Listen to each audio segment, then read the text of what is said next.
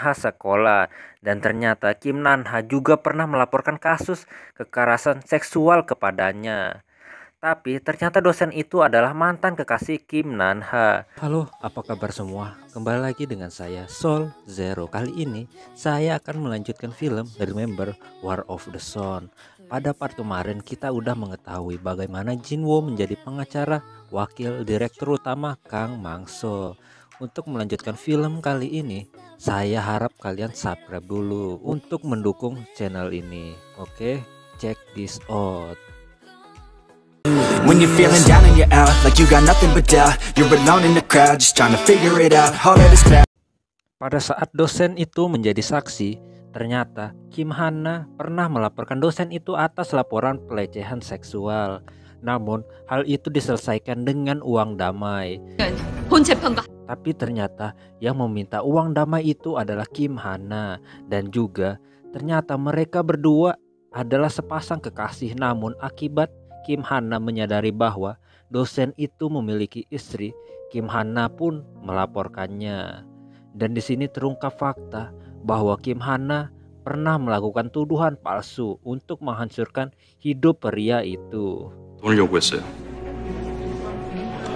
Setelah sidang selesai, In-ah mendatangi Jinwoo dan bertanya, mengapa Jinwoo membela perusahaan Ilho padahal udah membuat ayahnya di penjara.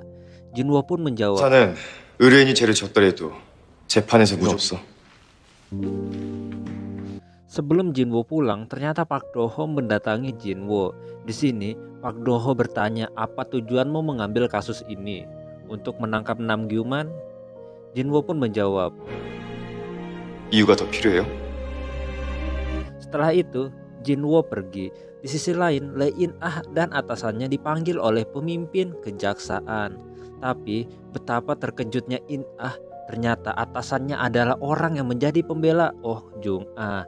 Dan dia merupakan orang yang membuat ayah Jinwoo dipenjara seumur hidup. 준커랑 믿겠습니다. 이 검사도 잘해봅시다. Setelah di kantor, Lee In-ah meminta atasannya untuk dapat menghubungi pengacara tersangka. Scene berganti ke Jinwoo dan In-ah sedang bertemu. Namun saat mereka bertemu, In-ah hanya bertanya, 내가 알던 그 진우 맞아? Mendengar hal itu, Jinwoo pun menjawab, aku hanya akan selalu berdiri di pihak kebenaran yang menang. Setelah itu, Jinwoo pun pergi.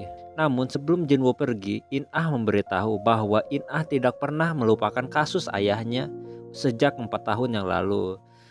Setelah mendengar hal itu, Jinwoo pun pergi. Malam pun tiba. Di kantor, Jinwoo menyuruh asistennya untuk segera mencari kotak hitam mobil di sekitar tempat perkara kejadian.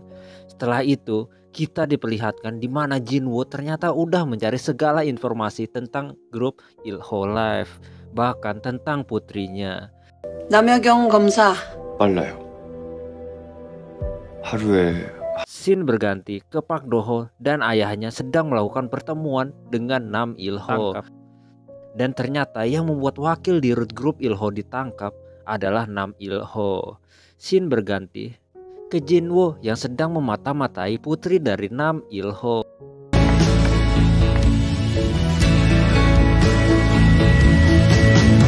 Tapi tiba-tiba In-ah menelponnya.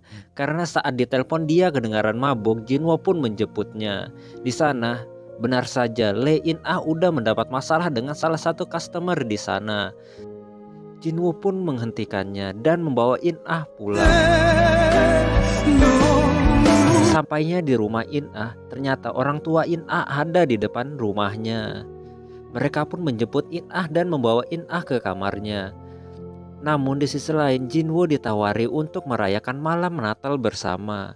Karena kebahagiaan yang terjadi di sana membuat Jinwoo menjadi flashback ke dia dan ayahnya dulu. 크리스마스 이브인데 Esoknya Jinwoo mengunjungi ayahnya, namun saat Jinwoo bertemu dengan ayahnya sudah tidak mengingatnya.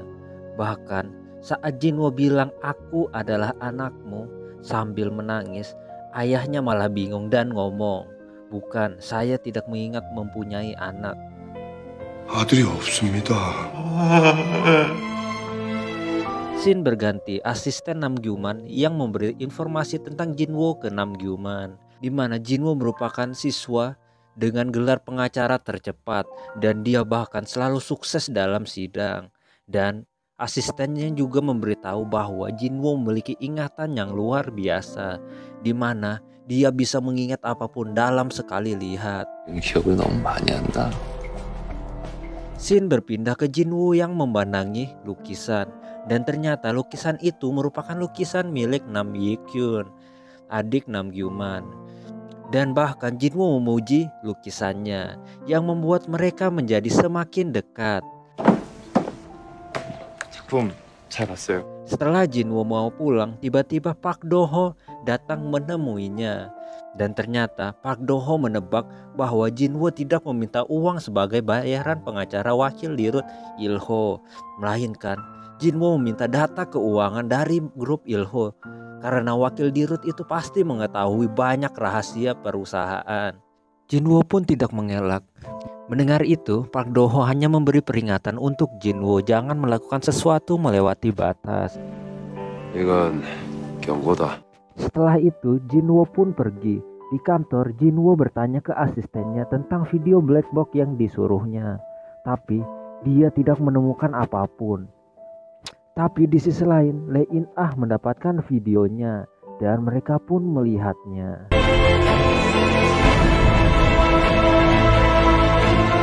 Melihat hal itu, membuat wakil dirut menjadi putus asa. Bahkan istri dan putrinya terlihat kecewa. Scene berpindah ke Jinwoo dan wakil dirut sedang diskusi.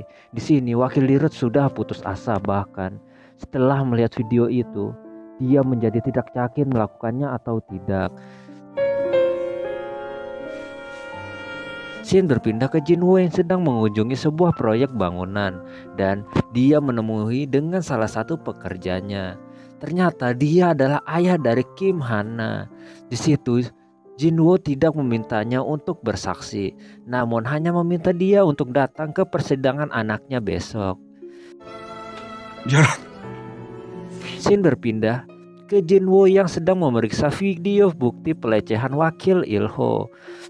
Setelah beberapa saat melihat itu, Jinwoo menyadari bahwa di pelaku dalam video itu tidak memakai cincin, sedangkan wakil Il-ho di jarinya terlihat seperti dia selalu menggunakan cincin. Jinwoo pun menyadari bahwa video itu palsu. Jinwoo langsung pergi ke tempat kejadian perkara dan menelpon asistennya bahwa videonya palsu dan dia meminta siapa orang yang memberi video itu. Sesampainya di TKP, kebetulan orang yang memberikan video itu lewat dan membawa sebuah koper. Karena terlihat mencurigakan, Jinwoo pun mengikutinya.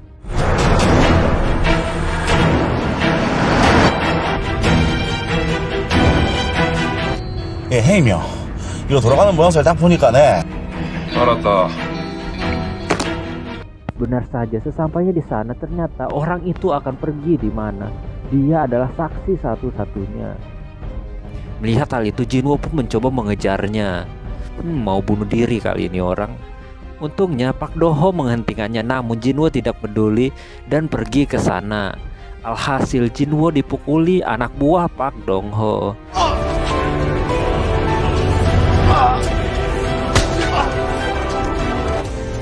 야, 남규만 잡을 생각은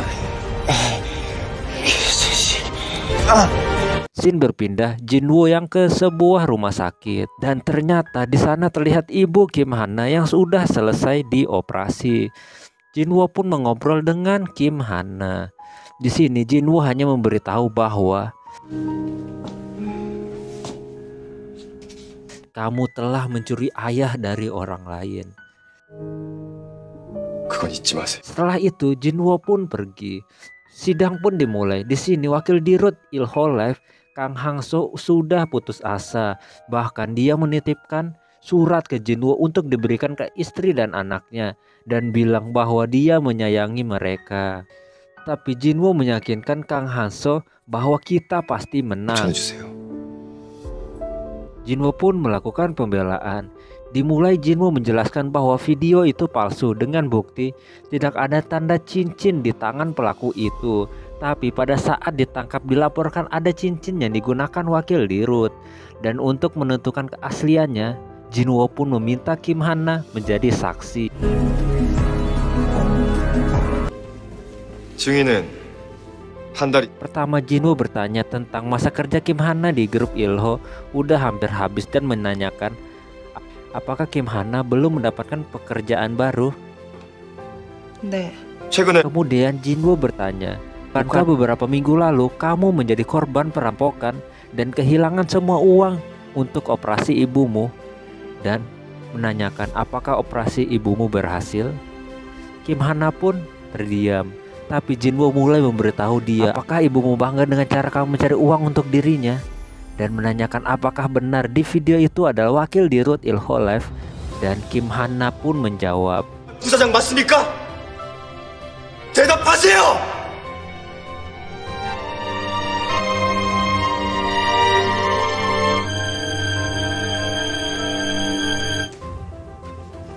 부사장님은 아무 잘못 없어요.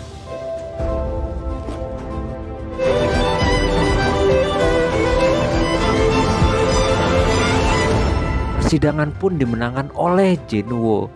Setelah selesai, Lee In-ah mengunjungi Jinwoo dan bertanya siapa di balik semua ini, karena Kim Han-na tidak mungkin melakukan semua ini sendiri. Namun Jinwoo tidak menjawab dan pergi. Tapi tiba-tiba dia didatangi Nam Yoo-kyun. Yoo-kyun mengajak Jinwoo untuk minum bersama karena telah menyelamatkan wakil Dirut dari tuduhan. 네. Shin berganti ke Pak Do-ho yang memberitahu bahwa sidang dimenangkan oleh wakil Dirut. Mendengar hal itu membuatnya marah dan dia bertanya siapa yang membuat itu semua. Tiba-tiba Yoo-kyun dan Jinwoo masuk ke bar dan terjadilah pertemuan antara Jinwoo dan Nam Yoo-man. Dan di sini Jinwoo mengancam bahwa mereka akan bertemu lagi tapi di persidangan. Dan part 5 di sini dulu ya. Di part 6 nanti akan diceritakan di mana Jinwoo dijebak dan dah nanti aja. Oke, see you later.